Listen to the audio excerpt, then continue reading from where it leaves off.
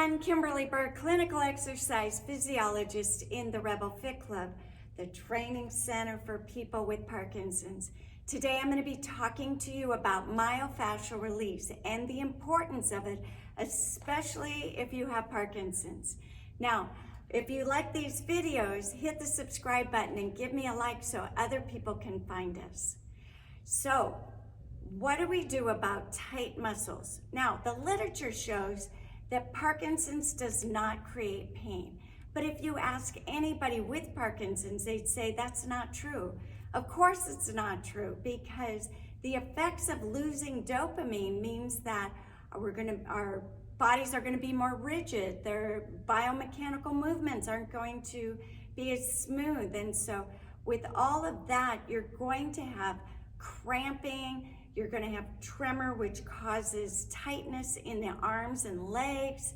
You know, your gait is disrupted, so your hips are going to be tight. There is so much with the muscles and the fascia that can go wrong when you have something neuromuscular going on. So we need to work on our bodies every day. And I know that you feel like you're overwhelmed with just trying to manage Parkinson's, but this is part of your daily routine. It's as important as eating right and getting your exercise and taking your medication.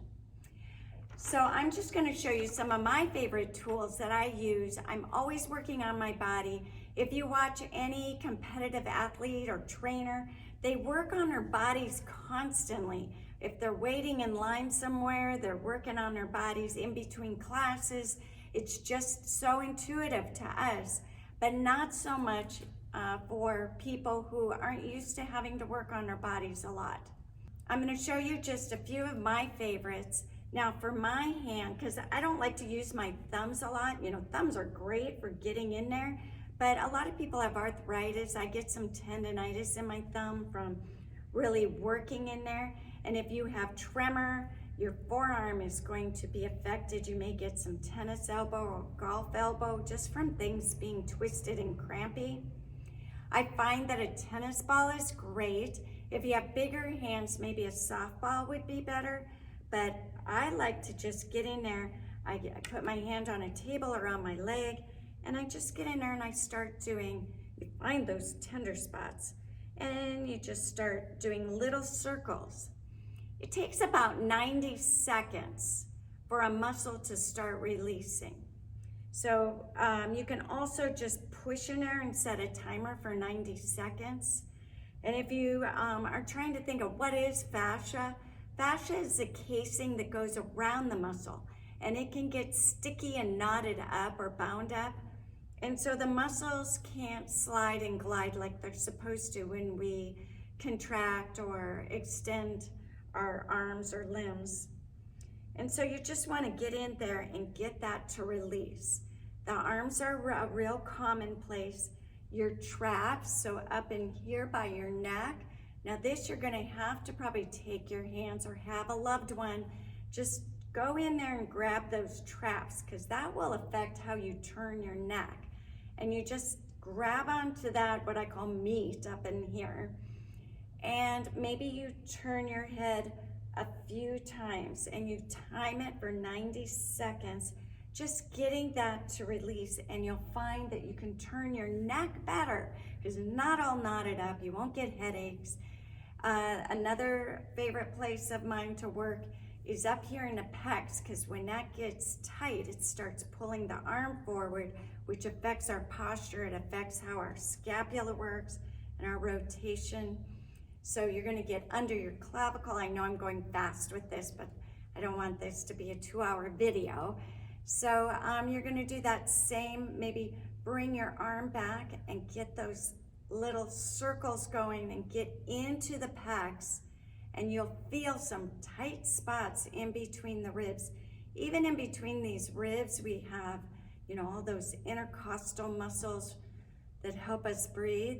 So getting into the tissue and breaking that up so that it slides and glides will also help you breathe better, which will help with digestion and just, you know, helping with pain, because pain just ruins your day, right?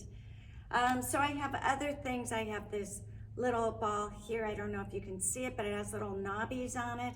That's great for getting into small areas also. I have even a tinier one. It's kind of squishy, can get into your hands. Now, in my hand course and my foot course, it talks about myofascial release for the hands and also for your feet. Because just think about it, we're standing on our feet all the time. Of course, they're gonna be in, with the toe curling, the muscles are all messed up in your feet. So there's great ways to get into your feet and the toes, ankles, calves. Speaking of calves, you get Charlie horses in your calves, lots of cramping. I like to use the stick for our legs and our calves. So if you're going after your quads, so these are the muscles on the front, you can just get this. It's like a rolling pin. This is a commercial product just for this. Has little roller beads on it. And I push down into there, and sometimes I'll do a little cross friction as I go down the leg. So I push in, and then I just kind of jiggle the tissue, trying to get it to release, and sometimes just rolling it out feels good. You can do that on the outside of the leg. You can get into your glutes. You can use the end of it to kind of poke into some maybe tender areas. Hold it for 90 seconds.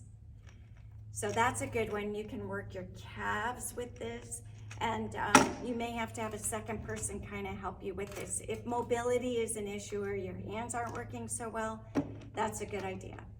Okay, one of my favorites. When you don't have, like your hands are getting tired of massaging, these little thumper tools are amazing. They come with, I'll put the link to this one in the comments. They have other little attachments for different parts of your body, but this is what they're designed for. They even have one that looks to me like a putty knife, so you can just go through and get some of the muscles that way. I like this round ball. It has a lot of surface area. It's a little softer, and you just turn these guys on. They have a charger cord, so you turn it on, and then you can have different speeds for it. And you just get into the tissue that way, so you're not having to apply pressure. And they have a lot of force behind them, and they're good for breaking up really tight areas on you. With these, you don't wanna use them on bony areas like your ribs, or you don't want to use them where you have organs like over your abdominals, but they're great for your glutes. I'm always hammering on something, so just to so I feel better in my body. And then make sure that you're drinking a lot of water, because the difference between massaging tissue that's like filet mignon versus beef jerky, you can see where you can't really get things to release if it's all dried up. And in fact, I have friends that are massage therapists that they require their clients to be ultra hydrated, drinking so many ounces of water before they even come for their massages, just because their work will be more effective. Speaking of massages, it's not a bad idea to schedule a couple of massages a month, at least every month. Have a massage so the professionals can get in there and find the problem areas that are bothering you or disrupting your gait or reaching your arm up. Our lats get super tight. I have some stretches for that in the blog section. So that is my quick hit for today. If you like these videos, hit the subscribe button and give me a like, and go to my website, rebelfitclub.com, where you can check out the blog section where all these videos are housed. You can look, there's a search bar, you can look up balance, eye tracking, myofascial release, foam roller, all of the good stuff. You can also look at our schedule and see how we have signature boxing boot camps, yoga, tai chi, drumming, dance, whatever you're looking for, I bet we have it. We've put together a whole formula because it takes a whole bunch of different elements to create neuroplasticity. It's not enough to work out on your own. You just can't get that intensity or variety that it takes to get to the brain, wake it up so that you can slow down your Parkinson's.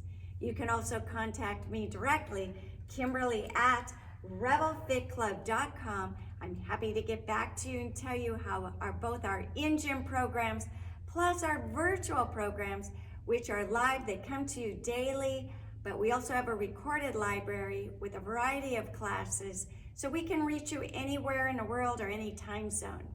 So thank you so much for watching. Never lose hope. And as always, go forth and conquer.